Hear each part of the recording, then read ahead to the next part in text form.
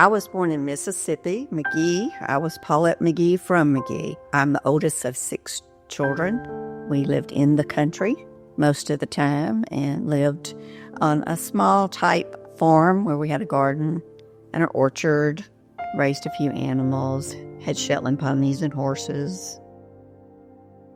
In the late 1960s, Paulette met her future husband, Carl Everett. Carl and his friend, Carl was 3.5 years younger than me, and he was in high school, and I was in college. And he ran from Mendenhall, Mississippi, with his friend for football training. And he was at the house, and it was right after Hurricane Camille. And Percy Sledge was going to be in Jackson performing for a fundraiser, and so we went to that. That was our first date. I don't know if it was love at first sight or not, or if I just wanted to go hear Percy Sledge.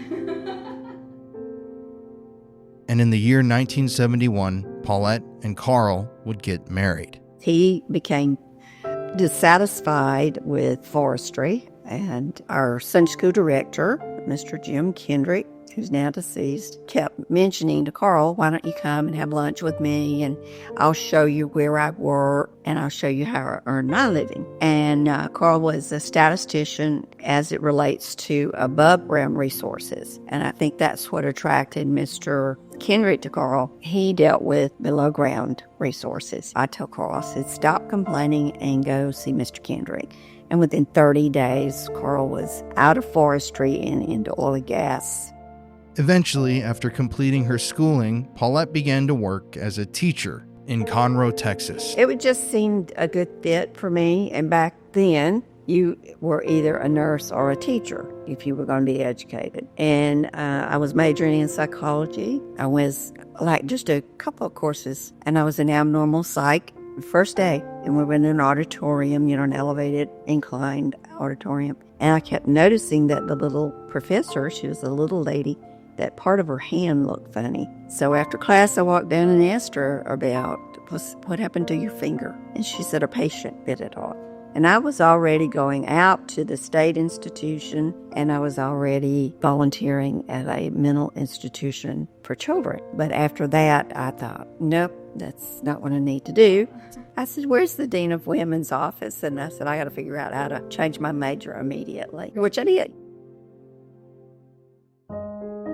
I was 3 months pregnant by the time I found out I was pregnant. I was, I think frightened and anxious, and we didn't think we could have children. And then all of a sudden I was pregnant. And so it was just kind of a new thing. And it had always been Carl and me and dogs or a cat. And so that was going to be a new thing, a definite change. Yeah, he was born on March the 1st, 1983. We were thrilled.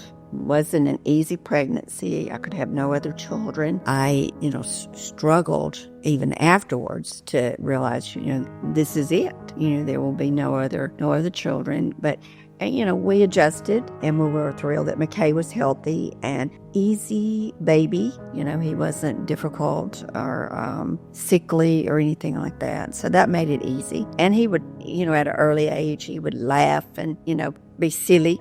Even as an infant. So we were like, well, this is a whole different way than we thought it would be. We thought we might have a colicky baby or some, that was not happy or easily frustrated, but that wasn't the case. He was very, very easy. He was a delight. Samuel was Carl's first name. The McKay, we couldn't decide what to name him, and then my grandmother gave me a book. My aunt gave it to me, with my grandmother giving it to her, and it was the catalog, and it's hardbound, of things that doctors need, because my grandmother's great-great-grandfather was Dr. McKay, and he was a horse and buggy doctor. And this book that I have, and I have it open to what they said my grandfather would buy. And it's the satchel with all of what he would need as he went out to of Gunsmoke, the dock on Gunsmoke.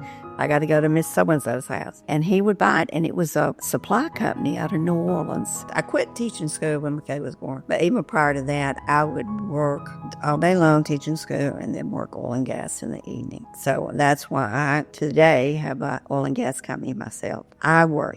I'm the workaholic. In this county, I've done over 50 properties, and that means I've either designed them and built them from scratch as the subcontractor, or I have remodeled homes, or I have built homes for sale. You know, I have my real estate license, but I don't sell real estate like a realtor. I play with real estate. It's been more of a creative, artistic approach. But I found a home.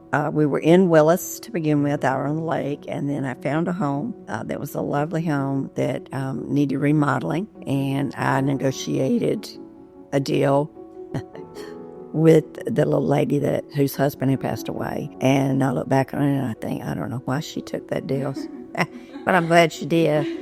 And so I remodeled that one. That was the beginning. And then after that, I found some acreage to buy, and then I built a home. I designed and built a home. No home has ever been an emotional attachment. No home was ever my dream home that I thought I was going to live there forever. I've been like a gypsy. In the year 1990, Paulette and Carl began building their dream home right there in Conroe, Texas. If I remember correctly, I think McKay was in either kindergarten or first grade. It was on acreage, but we had neighbors all on the two streets that were in the little neighborhood. And it was a lot of children. We would have like get-togethers, neighborhood get-togethers, and all the kids would show up, and all the parents, and everybody bring food. So yeah, it was a very fun, loving group of people. Very nice, homes on acreage. According to Paulette, McKay loved the house his parents had built. That was McKay, and he did not like shoes, so I would buy him, just cheap white socks. And I would look out, we had lots of windows in that house, and I would see just white feet. But that's how he played out there in the white socks. Carl and I would take McKay on trips. He loved going to New York. We took him to Carnegie Hall at Christmas and New Year's to see the Messiah because he liked music and he liked classical music. Carl would take him, just the two of them, on trips. During the week, McKay was at school normally, and Carl was out of town working. And I kept the home front going and took care of McKay, and then did whatever extra I needed to do in the oil and gas industry. So we did a lot of out-of-town things. Carl took McKay to like a dude ranch and to space camp and things like that were fun for him, and then they'd go fishing. And then we had a boat out at Benwater, and so we would be out there a lot. McKay was, I call him the old couch hopper, because he would run through the den and hop over the couch, because the couch was floating in the room, and he'd leap over the couch. But he was full of life, and he was tenderhearted. We had a lot of pets. We would try to rehab cats and for the vet, and take in strays, and give them home and get them all their shots and do for them. So he loved his pets, and he was very kind to others. He had friends at school a lot. Sometimes his friends, he would say, "Mom, they don't have any friends, but I sit with them at lunch." I guess he told me that in case I would see him with someone maybe that he thought I wouldn't, approve of or something. Right. He would say, now they're my friend, but nobody will sit with them.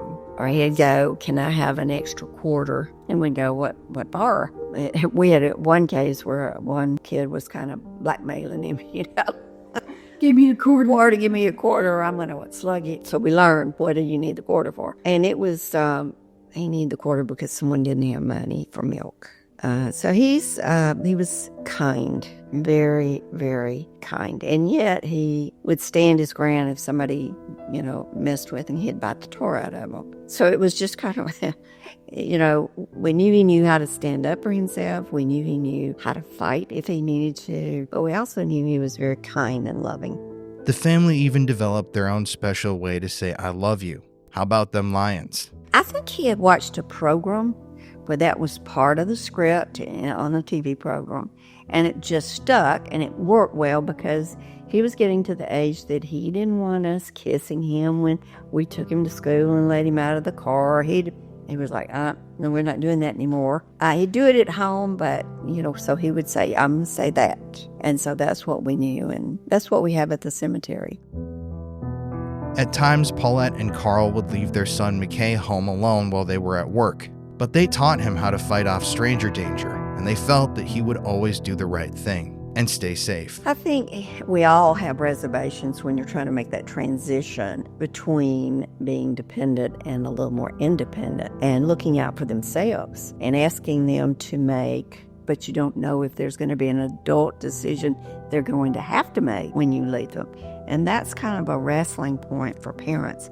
I would tell parents now, predators know that is the age when we are trying to teach our children how to be more independent, and they take advantage of that. We had a secret room where all of us could be, if need be. We had our utilities set away from the house, the panels that we needed to, so the utilities couldn't be cut. And so we knew that we were at risk. And the fact that how we lived and our lifestyle could cause someone to want to take from us. We, of course, assumed that they would try to just rob. Never did we assume that someone would try to take McKay. If anyone would be a threat, they would want our finances. But we never dreamed they would use McKay as a bargaining chip. It is crazy and extreme. I mean, because how can that work out well for any person involved? And that means even the perpetrator.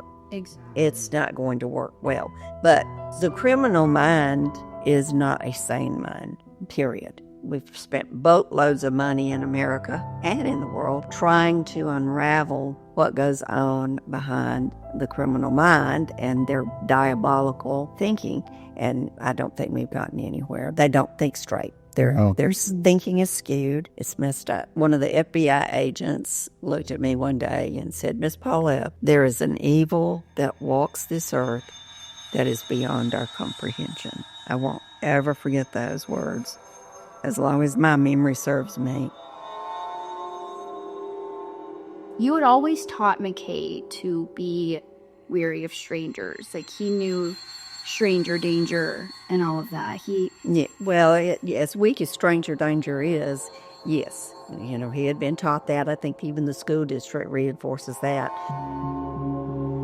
Yes, on September 12th, 1995, it was the typical day. It was a school day, and McKay came down the steps for breakfast. I always cooked home-cooked breakfast, and we're from the South, so we had grits, and I don't believe in yelling at children to wake them up. And so I would just spit a grit at him.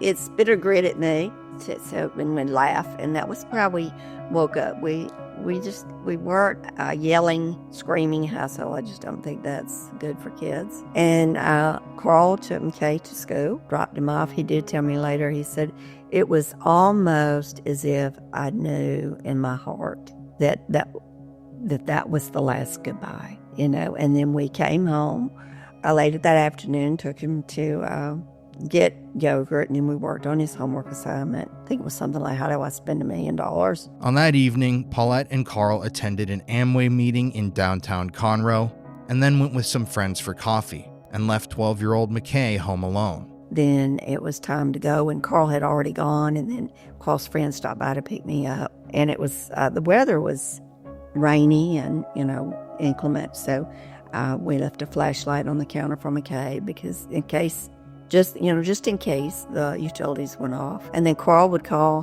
home about every 30 minutes to check on McKay and go, how's it going?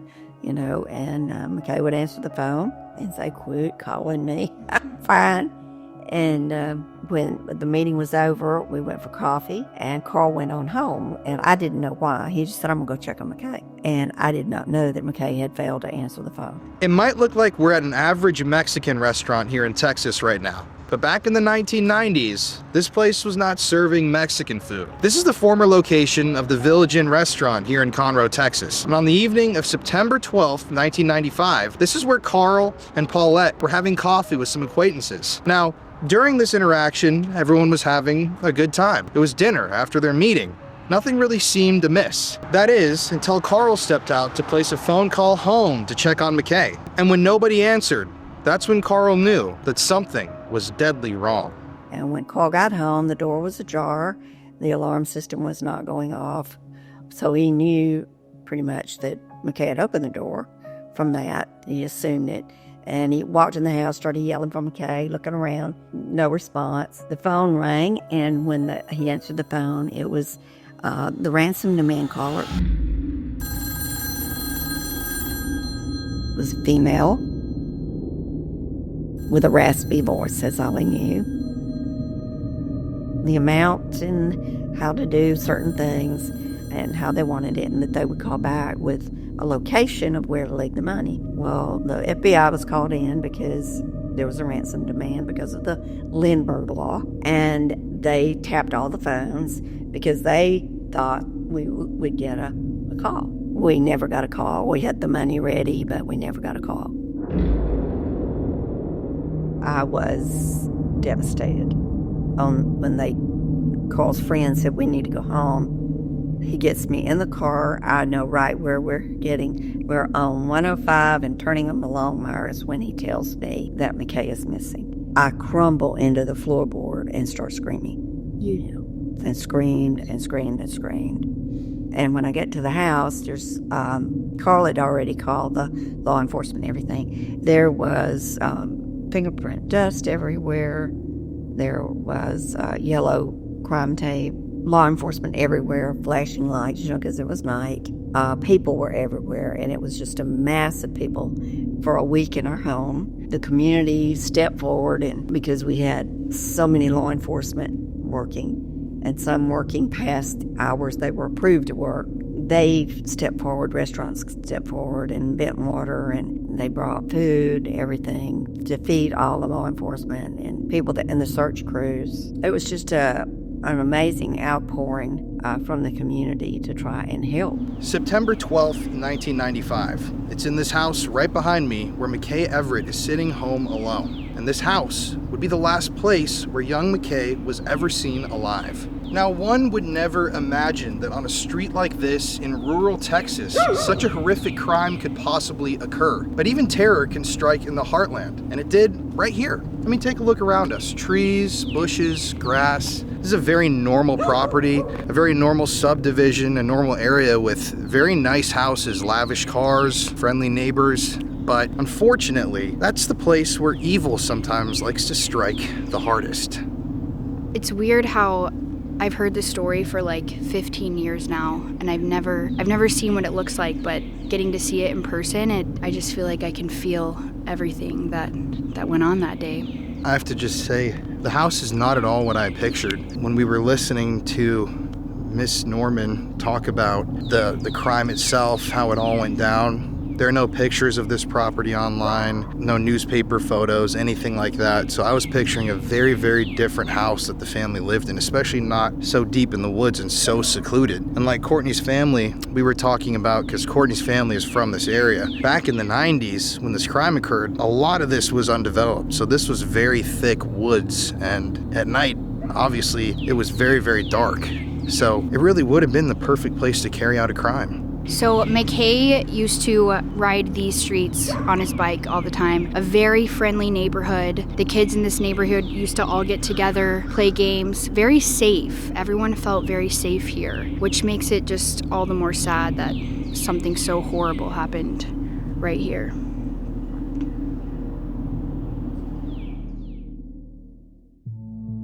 The morning after McKay was taken, it was about 2 a.m., and nobody was asleep at our house. And I was laying on the living room couch, and I didn't know what was happening. I was 45 years old. I call myself young and dumb, I didn't know why my arm was pulling like it was palsied. I didn't know why my leg was dragging some. My eyesight was wacky. My speech got slower, and and slower and deeper and deeper. And I didn't know what that was. But about 2 a.m., and the pastor and his wife were there. I was laying on the sofa in the living room, and all of a sudden, I had such a jerk reaction, involuntary. It nearly flipped me over. I was laying on my back, and nearly flipped me over and flipped me onto the floor, and several people caught me. And I am convinced that was when McKay died. You don't really, we all we're told that. Our parents and grandmamas tell us all that kind of stuff, and you really don't quite get it. I got it at that moment. I got it. There is a definite connection between a mother and her children, especially when there's a love and a bond there. But I'm convinced that's when McKay died. I was being told. I think, too, that's part of our spiritual. I think we have a physical side, then I think we have a spiritual side. And I think that's part of our spiritual connection. That's a special thing, but it's been quite a thing to live with, But yes, you do hear stories of that. And, maybe when I was younger, I'd just kind of foo-foo those off. Not anymore. Right, that's a sign. That's a sign. Yeah. Yeah, you do. And I think, I'm glad God made us the way he did, to feel those connections and to feel the love and the support. But you just don't ever think life is going to get so surreal and so out of control that you can't keep your children safe. But it can. And it's devastating when you cannot keep a little one safe. That is just earth-shaking. And to keep them safe from someone they thought they could trust, it's just even more astounding that you would betray. Why would you betray a child's trust? Oh, goodness gracious. What a lowlife you are. All unnecessary.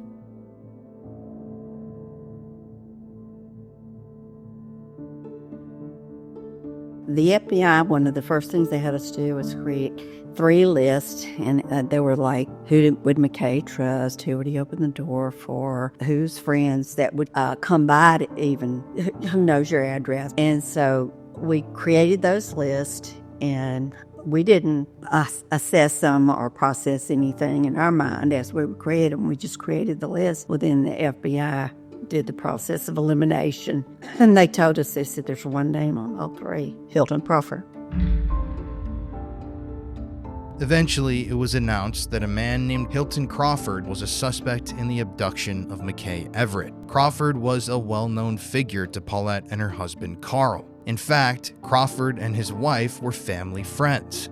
They'd been over to their house numerous times, and Carl had even traveled with Crawford across the country at times in the past. He was someone that the family thought they loved and trusted. I thought, that's not good. Well, that was so early on, that was almost immediate, but I think it was a good indicator. And I was so livid that anyone would have the gall to come to my back door and abduct my child. I was just livid. You had no idea. I mean, if I could have gotten my hands on whoever it was, I would have saved a whole lot of court cost and incarceration cost and everything. So I was just livid anyway. But I was smart enough to see that the FBI they were very systematic. I know a lot of people, we're getting a lot of complaints about, agencies out of Washington, D.C., and some complaints are legitimate. But I will tell you, the FBI performed. They didn't rescue McKay. They performed in a very professional, systematic, they know what they're doing. They're very trained. They began to piece things together. There was evidence at the dry cleaner. I think they realized that phone records gave them a lot of information that they could start piecing together, what were you doing here? Who is this? Who is that? And they could tie to who he was talking to. So that was I think that's been one of the great additions to how an investigation can progress more speedily.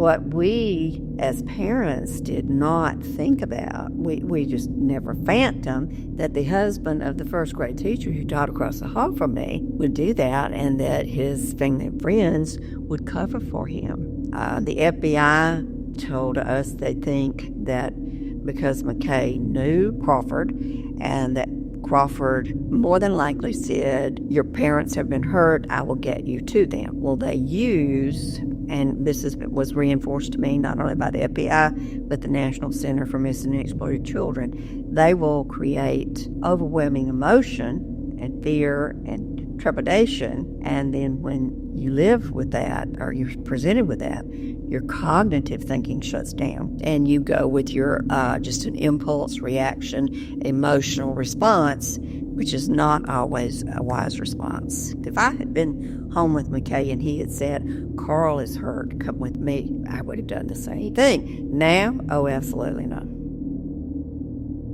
The couple had known Hilton Crawford and his wife for years, but throughout their friendship, they had noticed some glaring red flags in his behavior. So you knew that Crawford had gambling issues? Yes, and Carl had gone on a couple of trips to Vegas and one to, New Jersey, in that area. And I was teaching school, and I became very uncomfortable. And I told Carl, I said, I don't think this is how we want to live our life. And so I went to school that day, and I said, I'll handle it. And so I told Crawford's wife, I said, please tell your husband not to call Carl anymore and invite him on any of these trips. This isn't how we want to live. And I said, I don't think that we want to be involved with any of that activity. So that ended that. That was his last trip. On the night that McKay went missing, Crawford called Paulette and Carl multiple times while they were at their business meeting in an attempt to make sure that they were out of the house when he carried out his plans. Just wanting to know if I was going to be home or was I going to the meeting or anything. And it never clicked in my head that he was checking it out. Just scoping out the situation. Is this a good night? Is this not a good night to act in this manner? You know, he was choosing to or not to act. And anywhere along the way, that goes for any of us, anywhere along the way, even while Hilton had McKay in the car, he could have chosen to turn that car around. Change your mind. Don't continue in a wrongful act. Don't do that. That's why I say it's a criminal mind. It does not think like normal human beings. I may have a goofy thought that races through my head, but I don't latch onto it and I don't hatch a plan. We all go, I'm frustrated with that person. I'd love to just whack them, but we don't do that. And he allowed evil to come to rest on him. And that's one of the things the FBI said, that predators will have a plan A, B, C. And we don't have a plan A, B, C of how to destroy their plan. You know, we're left so vulnerable. We need plan A, plan B, plan C. How am I going to get out of here? If this doesn't work, what do I do next? If that doesn't work, what do I do next? I'm fighting. But what child ever thinks they're going to have to fight for their life? We don't. They're thinking cow jumped over the moon or Mary had a little lamb. They're not thinking predator with a gun. It let me know, too, that there are people, even in the field of education, and I don't like saying this because I am a master's degree teacher, but there are people in education who do not believe in the sanctity of childhood. I saw it. I dealt with it. I've lived with it. I think they should not be in the classroom. I don't think they should be around children. It's unacceptable. We should not tolerate it. The nonsense we deal with today that our children are exposed to, it is totally unacceptable. It will destroy their soul and their spirit. It is destructive. Even though at this point Hilton had been arrested, nobody knew where young McKay was. He was still missing and would remain that way for days. But even with Crawford's arrest, you still didn't have McKay. We didn't have McKay. And the clock kept ticking. And on Saturday, Carl came to me and he said, I need you to go to see Crawfords Wife. And she's with her sister. And so I told him, I said, I can't drive because, my arm was pulling, my leg was dragging, my eyesight was just wacky. I said, I don't feel safe to drive. And I felt like somebody had just drained me of all my energy. And so my neighbor, he said, well, get the neighbor to drive you. So she drove me. And I told her when we got there, don't pull up with the driveway because we're unannounced. But in my head, I kept saying, there are no beads for McKay. There are no beads for McKay. And Crawford's wife was a Catholic. She was always saying her rosary saying her rosary. But I thought, there's no beads for McKay. And so when I got out of the vehicle, Crawford's wife ran down the hill screaming at me, McKay's dead, McKay's dead. I know he's dead. Well, that right there, nobody knows. But you know? How do you know? Hilton hired a hitman for a child? That's right, Hilton's wife had just told Paulette that she knew McKay was dead, even though he hadn't been found yet. And she claimed a hitman was to blame. So I walked through their house. I walked to the garage, to the laundry room, into the dining room, living room, kitchen, and then I saw there were no rosary beads. They were eating hamburgers. I told myself in my head, keep your hands to yourself, because if you touch her, you will become the bad guy, blah, blah, blah, blah, blah. So I saw a bedroom off to the side, and I said, may I take her in this bedroom and talk to her? I asked her sister. She said, yes. So I told my neighbor, I said, you need to get me some help, because I don't think I can do this. And so I went in the room, and Crawford's wife started talking, and I thought, I don't have anything to write with or anything, so I stuck my head out the door, said I need some paper and pen, and they got that for me. And then the next thing I know, I heard the doorbell, and it was the FBI. And they came so quick, I thought they were just sitting and waiting to see if we needed help. And I told her, she said some things, I wrote them down, I would hand them out the door to the FBI. And then I told her, I said, you need to go to the jail, you need to take your sons, and you don't need to leave until you get a map of where my son is. Amazingly, after Paulette confronted Hilton Crawford's wife, she did as Paulette demanded. She went to the local jail to see her husband and convinced him to start talking to investigators. Eventually, he shakily drew out a map of where he believed investigators would be able to find young McKay's body, in an area called Whiskey Bay in the deep southern state of Louisiana. And then when I got home, I told Carl, I said, I feel like I have big pieces of glass just stuck in me all over. I said, I have to lay down. I can't keep going. And so I laid down, I dozed off, and at the next morning, on Sunday morning, and it was wee hours of the morning, and Carl knelt by the bed, and he said, Polly, I'm sorry I wasn't able to get McKay home. And there in the room were family, friends, FBI, the pastor and his wife, but I started making this funny sound, and someone ran and got a washcloth, and they were wiping my throat, and I thought I was looking down on everybody, and I thought I'm making them upset because of the sound that I'm making. And then the next thing I knew, I was gone, and I was in heaven. Upon learning that her beloved son McKay was dead, Paulette immediately went into shock and suffered a debilitating stroke. And there were 6 angels, and McKay was riding on their shoulders, and they were taking him into an amphitheater. And I was yelling at him, look at me, just look at me one more time, which he did not. And then a voice of God told me, you can't stay. And I still get frustrated because I think, why didn't you ask me if I wanted to stay? Why did you just say you can't stay? And the next thing I know, I was back in my bed. The house was quiet. It had been mass pandemonium for a week. I told myself, I've been in a car wreck. I'm coming out from a coma.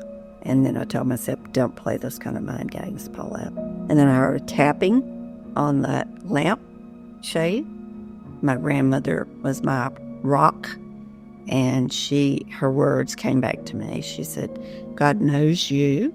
He knows you personally. Every hair on your head is numbered. He calls the stars by their names. And I thought, this is true, because there was a moth making that tapping noise. And I told myself, only God knew, and only I knew, that I had just finished reading Chuck Swindoll's book, Flying Closer to the Flame, where he says we need to be like the moth who will try so hard to get to the light, he'll even singe his wings. And that's how we need to be toward God. And I told myself, watch for the small things. God's near, and it'll be in the small things. And so, because I had, majored in psychology for almost to the completion of a degree and then changed my degree. But I knew first, I said, can you swallow? I checked that, so I know would I have to be too fed. I could add, scrap, multiply, divide, do all of that. And then I told myself, my psychology professors would always tell us you never use all of your brain. So I said, you find another part of your brain that will take over your speech. And I couldn't move. I could move my eyes. And I said, today, before this day is over, I will move my big toe. And I did. Good. Yeah. And that began my journey of several years of physical therapy and getting my speech back and learning how to cope with a quiet house. But I knew that I was in for the fight of my life, not just because I'd lost McKay, but I'd also taken a hit to my health. As it turned out, Hilton Crawford had planned on kidnapping his friend's son in order to hold him for ransom. He planned on collecting money from Paulette and her husband, Carl, and then returning McKay. However, things didn't go according to plan. On the night of September 12, 1995, Hilton Crawford, whom McKay knew as Uncle Hilty, approached the Everett household when Paulette and Carl were at that meeting, and McKay was home alone. Thinking that he could trust the adult who was at the door, McKay opened up and let Hilton Crawford inside. However, Hilton quickly lied and told McKay that his parents had been hurt and that he needed to come with him immediately so that he could take him to them. And trusting him, young McKay went off with Hilton in his car. After Hilton deceived McKay with the lie, the two set off in Hilton's gold Chrysler. However, according to Hilton, McKay soon grew anxious as he refused to give him any more information, wouldn't answer questions, and made a suspicious phone call to a woman named Irene Flores, Hilton Crawford's partner in crime, who had earlier placed the ransom call to Carl Everett. Growing agitated, young McKay demanded answers from Hilton, prompting Hilton to pull over, strike McKay in the head with enough force to likely knock him unconscious, and then shove him in the car's trunk. As Hilton drove towards Louisiana along I-45, McKay regained consciousness, blood streaming from a facial wound that soaked the trunk's lining. Terrified and betrayed, McKay screamed, kicked, and clawed at the trunk's interior, leaving deep scratches and a large indentation where he had desperately tried to pry open the gasket. Evidence later revealed that he came agonizingly close to escaping, shoving an object between the trunk and weather stripping in his frantic struggle to survive. The relentless noise of McKay's screams and thrashing filled Hilton Crawford with dread, as he feared other drivers might hear the cries of a child and alert the authorities, threatening to unravel his plan and destroy his life. Hilton's anxiety escalated as McKay's noise grew unbearable, which led him to abandon his initial ransom scheme out of fear of being caught. He pulled over once more, this time arming himself with what was likely a large metal flashlight, and when no one was watching, he opened the trunk and savagely beat McKay, crushing his skull with brutal force. Hilton then drove to Whiskey Bay, where he dragged McKay's battered body from the trunk into dense underbrush, possibly already lifeless from the earlier assault. And to ensure that McKay was dead, Hilton Crawford fired his .45 caliber gun twice, shooting the 12-year-old boy once in the neck and once in the chest, leaving his body exposed to the elements and wild animals in the desolate swamplands. After murdering the child and leaving his body in the wilderness, Hilton sped away in his Chrysler, leaving behind a scene of unimaginable horror and a young life that had been extinguished in a cruel act of betrayal and gruesome violence.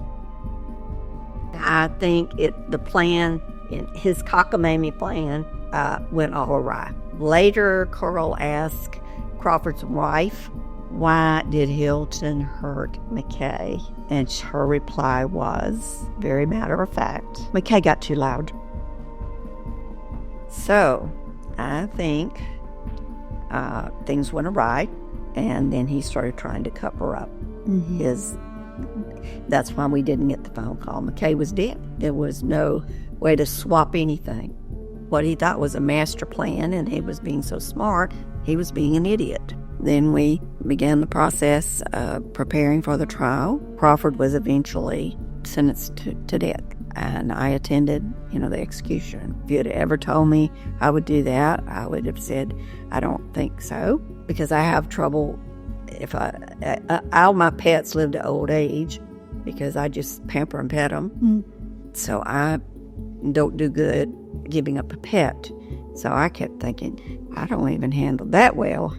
And now do I go see a human be executed? But I did, and I did not feel remorse or hurt or feel sorry for him or anyone involved. It's choices.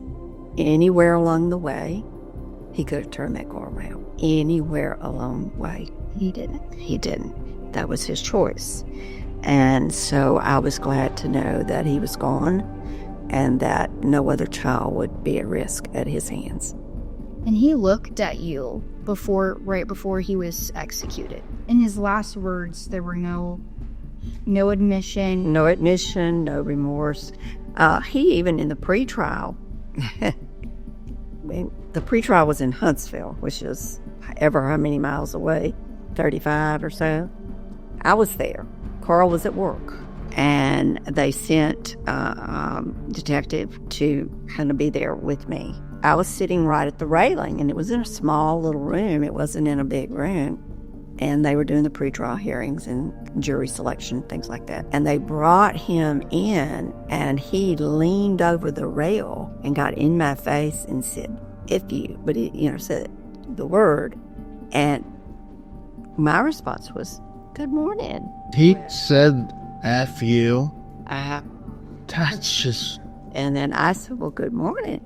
And the detective was a big, big guy. And he just, and back then I made maybe 100 pounds. And he lifted me up under my arms and picked me up over that seat and said, "You can't do that." I said, "I just did." Hilton actually claimed all the way up until his dying day that he wasn't the one who killed McKay. It was another mysterious man that he nicknamed Remington. This may sound like an easy way to get out of the guilt of committing a crime, but according to Paulette, she believes that a number of people who were involved in her son's abduction and murder got away with it, and that they actually followed, stalked, and threatened her for years after the fact to try and keep her silent. Now, there is a part of me that I know he did not act alone. I had covert and overt threats on my life while I was pressing for others to be arrested and prosecuted. They followed me to Germantown, Tennessee, where I was going for intensive therapy, for trauma. And then they came to the back door. It was just one little thing after the other. And of course, Carl thought I was losing my mind emotionally. And when they came to the back door, you remember the old handheld phones? Well, I was on the phone with Carl because he would call him to check and see how I was doing. And so I went to the door, and the guy had a spritz bottle and a little cloth. And he wanted to clean my rug, come in and clean the bad spots. Just let me in to clean just the worst spot. And went on and on, that's fast-talking sales and stuff. And I said, "Well, I don't have any bad spots. You have a great day." Well, he stepped forward and got in my face and said, "I don't know why you won't let me clean your rug. Miss Crawford let me clean hers. You know Miss Crawford, don't you?" And y'all, by this time, I am so cynical about criminals. I go, "You want to play? Let's play." I said, "Dear, I don't know a Miss Crawford. You have a great day." He looked so puzzled, like I have come to the wrong. Either they sold the house, I've come to the wrong door, I've come to the wrong house, what is the deal? And he took off. Well, then I blocked the door and got back on the phone with Carl, and Carl said, "I'm on my way home." I said, "Do you believe me now?" Did he? Got it. So there's like a ring of people that were threatening you. It wasn't the same person. Wasn't the same person, nope. They said there were so many people connected to this crime, and all of them were probably scared that they were going to... Well, and knowing that a family member grew up in an Italian mafia household, they have ties. And, people say, well, the mafia doesn't kill children. Oh, wait. I think this. I remember. I kill you once. I kill your child. I kill you every day. I was told, that there was a mafia influence, and that's why Hilton's behavior, Crawford's behavior, did not seem odd in their household, that it was accepted. That, when you grow up in a household like that, then those behaviors are not they're considered normal, not abnormal. You get to a point where you just go, I just want the truth. Just let the chips fall where they may. The truth sets us all free. Let's just deal with the truth. And now tell me why certain individuals were not arrested and prosecuted. I have an attorney friend in Mississippi. I call him a friend because we talk back and forth on Facebook. But he says when you put one pencil in somebody's hand, they can break that pencil. But if you've got enough circumstantial evidence and you keep piling each circumstantial evidence is another pencil in the hand, then it's hard to break all of them. It is. And you can convict on circumstantial evidence. You just have to have the finesse to do so. I think, maybe there was some insecurity about prosecuting and me. Let it go. So they let it go. They didn't want, it was too much like work. Right. There are several investigative reporters who have looked at documents and they're going, Paulette, why was this person not prosecuted? Why was this person not prosecuted? And I go, you're asking the same questions now that I have asked for almost 28 years. And I still don't have an answer because everybody has gone crickets. Mm-hmm. They're laying low. But now it's time to talk about McKay's case. It's time for us to ask the difficult questions. Why were certain people not prosecuted? They think they got away with it. It is mind-boggling how other adults covered for him and his wrongdoing. Because it's an enabling environment. It's toxic. It was a toxic household. And to the point where they were hiding his gun. It's not even like, hey, just say I was here. Like, one of his friends literally was hiding the gun, hit a car, burned evidence.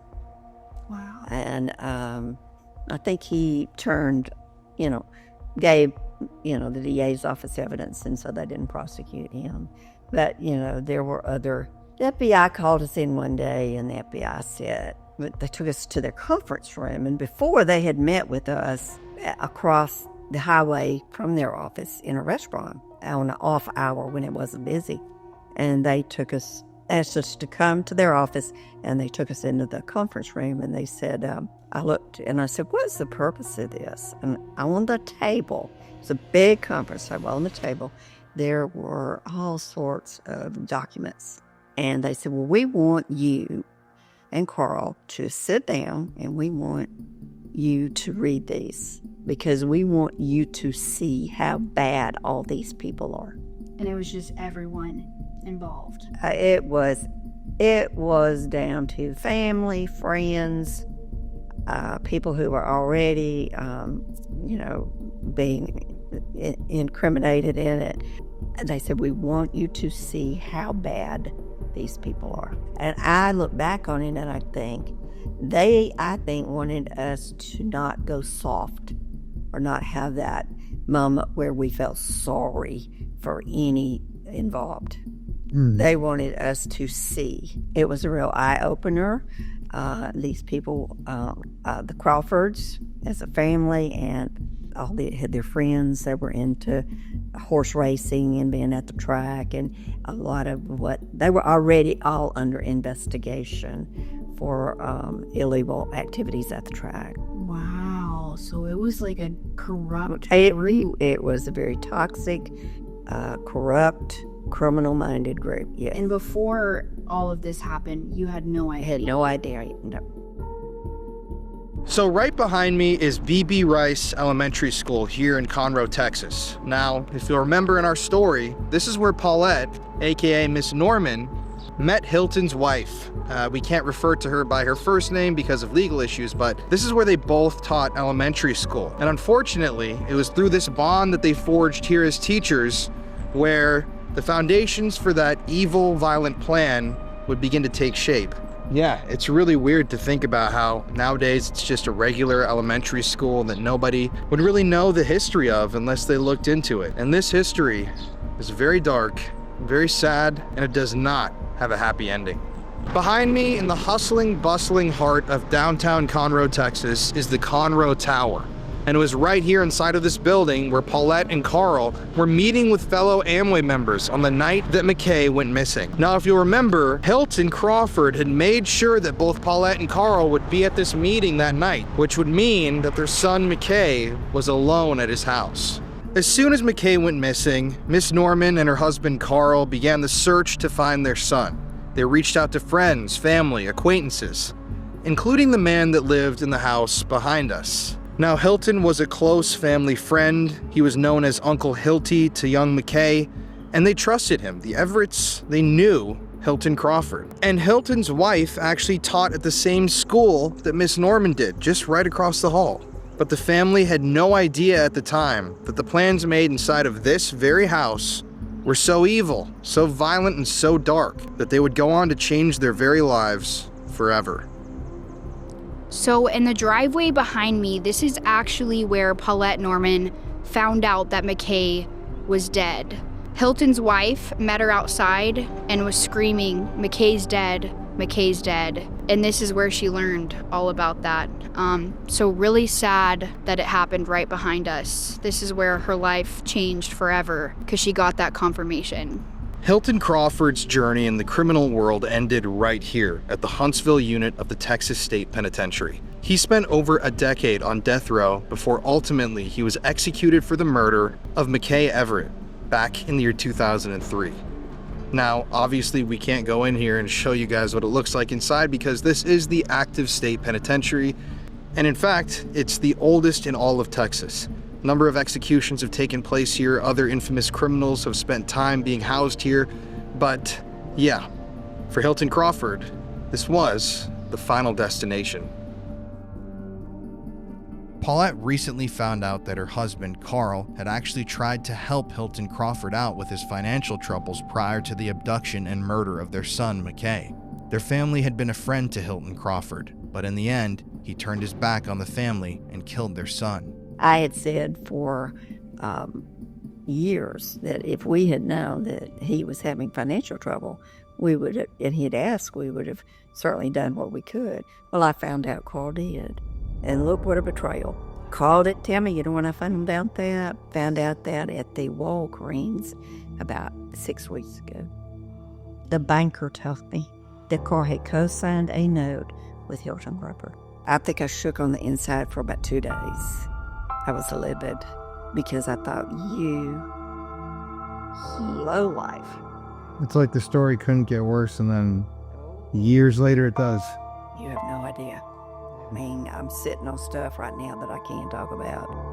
And I'm like, I'm stretching it here, but, you know, there's still stuff that I'm trying to sit on because I'm trying to get in to see the local DA.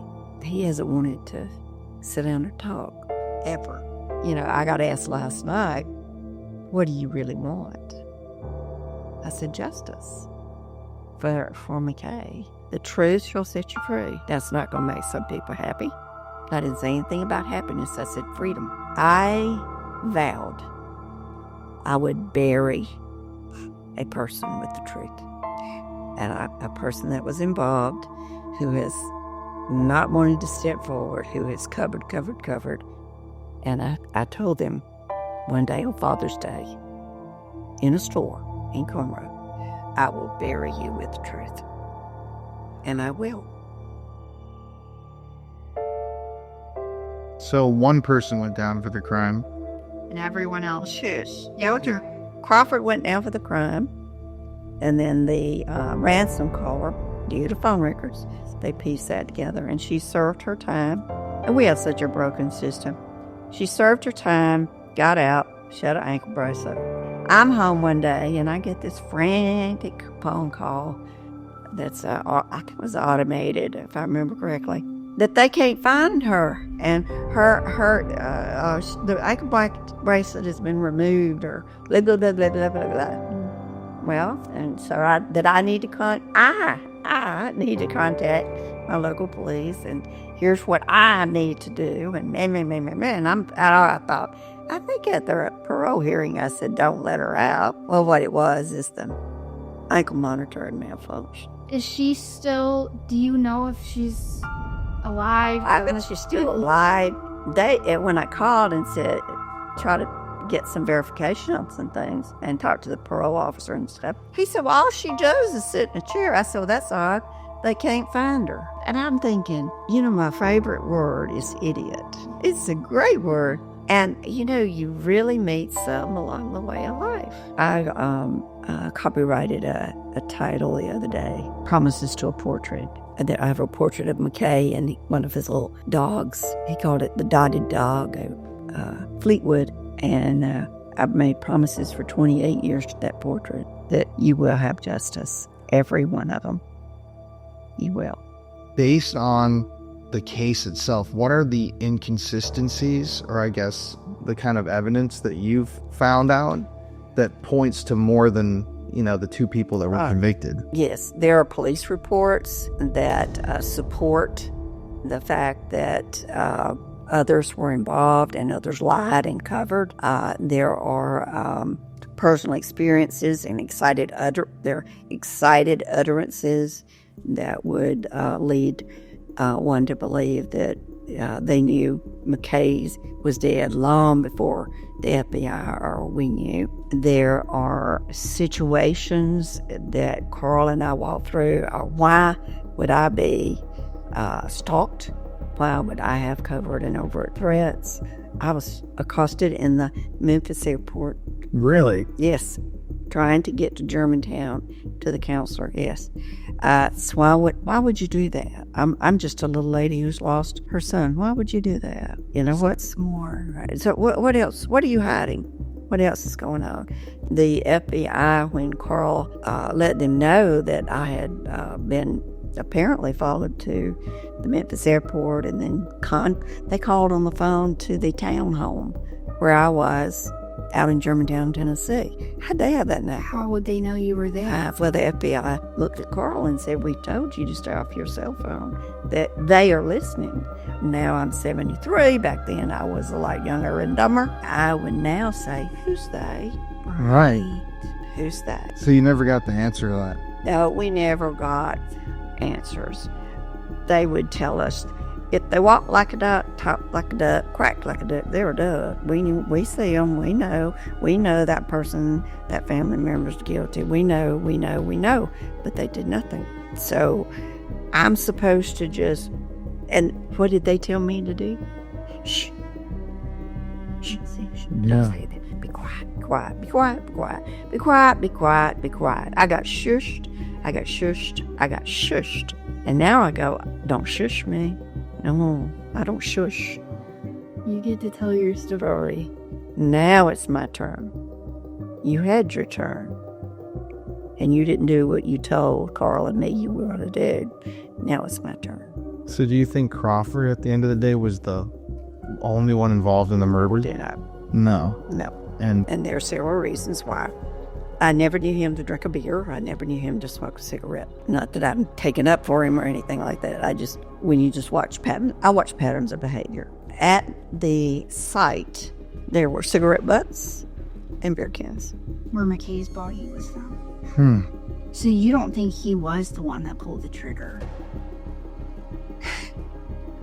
I think there's a good possibility that he may not have been, but he orchestrated. I was asked on the day of the execution about a lot of things to that effect, and they asked me, did I still think that Hilton Crawford needed to be executed? I said he came to my back door. He was the one that kidnapped McKay. That would not been the one that pulled the trigger. He was to benefit. And he and his wife had been looking at homes in Midwater and told the realtor we're coming into some money. So another reason why I think someone else knew of the plan, somebody hatched a plan. Did y'all have a funeral for McKay? We had all sorts of little services. We had a deal of life downtown. Then we had a graveside, a funeral and a graveside. And so we have a graveside.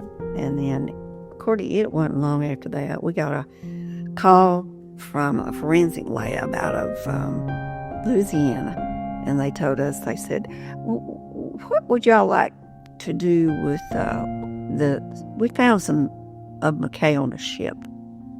What? We found tuft of hairs, bone. They just named off the things, And they said, what would y'all like to do? They left it behind? Oh, my God. And I said, well, Carl had never agreed with, cremation. I don't have a problem with it. God kind of makes us grow up.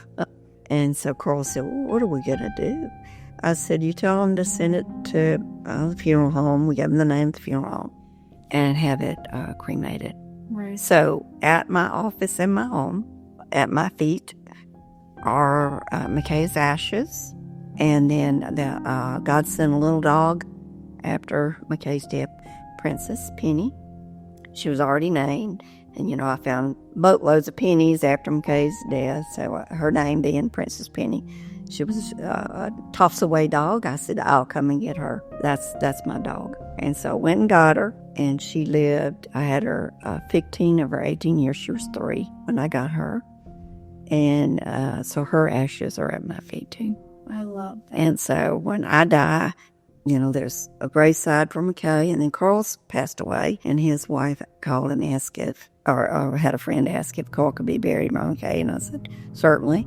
My ashes will be mixed with McKay's and Princess's, and then there's several places, one of which is in Wiggins, Mississippi, on a hilltop, and you can see for miles and see just the tops of the trees. And whenever I would drive McKay home, he would say, stop, Mom. Oh, he called me woman. Stop, woman. And he would say, this is the most beautiful place on earth. And so that's where he is at. My ashes and his ashes and Princess's ashes will be. That's so beautiful. Do you feel McKay's presence with you? A lot of times, yes.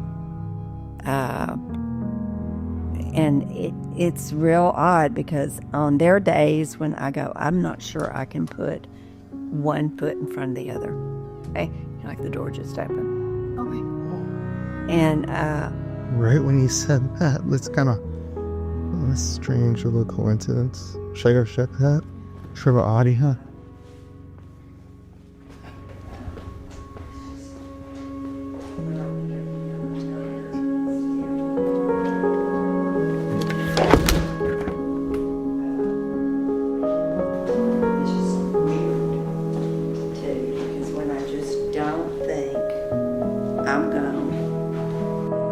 make it another moment. I'll look over and there'll be a penny. And it is just the oddest thing. I'll go, thank you, McKay. Yes, it's a sign. I do, and I do believe in signs and wonders. Like the moth. Yes, and I was in New Orleans. I have some friends that live down there, and they kind of helped. They were a getaway place for me after McKay's death, and we were walking around, and you know how the quarter has just little cubbies all along the way, and I saw a piece of paper fluttering on a window down one of the little, alcove things, and we walked in, and I looked, and on that piece of paper, somebody had written, "There is no way to judge the length of one's life." And I said, I told one of my friends, I said, this is a sign and wonder, because it is so true. Life is on this earth is, we're here for a period of time, but not forever. Yeah. We don't know. The Bible tells us our days are numbered, but we don't know how many. It's true. It's true. I believe that we all have a God-given purpose. We mess it up. We're the ones that blunder it, not God. I have wondered, what was Crawford's God-given purpose that he blundered? What could it have been? I, as McKay's mom, it's not that I think I'm keeping McKay alive. I think all children are special, not just my son. All. Absolutely. And so that's been kind of someone called me a fierce advocate for children, but that's been my battle cry. I believe all children are special and deserve opportunities and to be safe and nurtured and taught and respected. All those good things.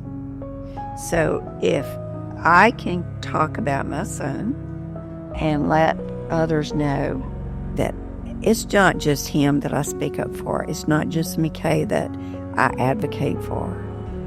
It's all children.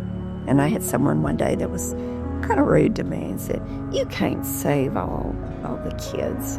Who do you think you can?" They were so rude, and I thought, I'm sure going to try. I'm going to do my best. I'm sure going to try. And I'm going to speak out, and I think that that's one of the reasons that I'm still here. For how long, who knows? But as long as I am, I will speak up. I will not be shushed. No more. It's my turn now. That's beautiful. And it actually wrapped around perfectly, because the last thing I was going to say to you is that I believe I was in second grade at A.R. Turner, either 2004 or 2005. So the year that Crawford was executed. Yep. And even through that time, such a horrible time of your life with everything going on, every single person that had you as a teacher had nothing but amazing things to say about you. And through the worst parts of your life, you were still impacting children even back then. So I think that's really beautiful. Well, it's real special. It was special for me to be able to do that. I love that. And like that's just how you move forward every day, is you have that. That's how I roll. Love it. Well, and hopefully there's going to be some justice soon now. I have laid it in God's hands, and he seems to be doing a mighty fine job. Right, exactly. Well, that's great to hear. You've been patient all I have these been years, patient. and it's paying off. Yes, I have been patient. Wow. I have been pushy and patient. That's all you can do. Well, thank you so much, Oh, you're Paulette. welcome. You were absolutely incredible. This has been a great, amazing experience. Good. So thank you I'm so glad I much could help. for meeting with us.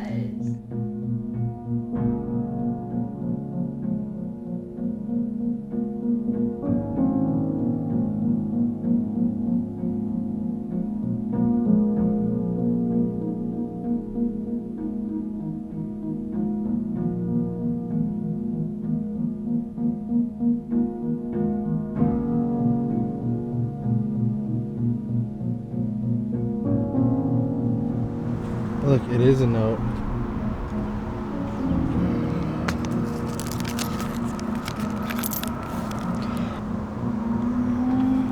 I'm turning 40 this year. As a child, your loss was so great. You were not a part of my daily life, but as a child, you naturally loved those who were in your life. We were innocent that way. Nevertheless, the impact of being told you were no longer with us remains one of the strongest memories that changed me. So much so I can still feel the wind blowing. For the first time, I can remember thinking of others' pain when I questioned God's protection and the reality of the true evils in the world for the first time.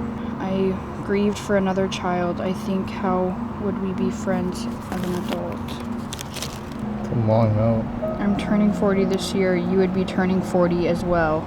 I have gray hair already. Oh, and my back hurts. LOL. It's the people who are left behind who mourn, but you don't, and that brings me peace.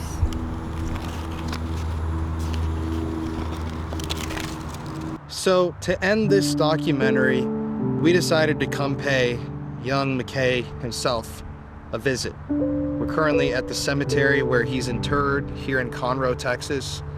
And that's the whole point of this film, is telling his story. And I don't know, it's just so sad to be here because it's a life that's gone way too soon in a horrific way. And as you can see right here, here's McKay's grave.